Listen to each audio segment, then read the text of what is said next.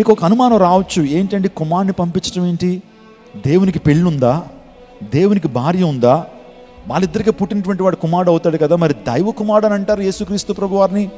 మనకు కుమారుడు అనుగ్రహించబడిను, ఆయన భుజుల మీద రాజ్యభారం ఉన్నది, అసలు కుమారుడు అంటారు ఏంటి అనేటువంటి ఆలోచన మీకు రావచ్చు.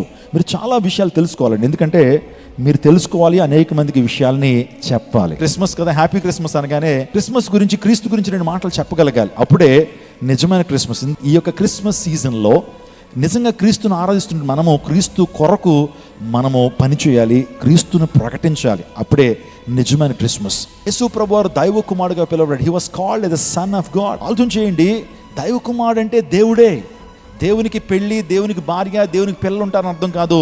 దైవ కుమారుడు అనగానే దేవునికి ఉండినటువంటి టైటిల్స్లో దైవ కుమారుని టైటిల్ ఒకటి. ఇదిగో కన్యక గర్భవతి కుమారుని కనును, ఆయనకి ఇమ్మాలిని పేరు పెడతావు, ఆయన భుజుల మీద రాజ్యభారం ఉంటుంది, ఆశ్చర్యకరుడు, ఆలోచనకర్త, నిత్యుడగు తండ్రి, బలవంతుడుగు దేవుడు, సమాధానకర్తయగు అధిపతి అని అతనికి పేరు పెడతా అన్నారు. ఆలోచన చేయండి, ఆ కుమారుడే నిత్యుడగు తండ్రిగా కూడా పిలవబడ్డాడు.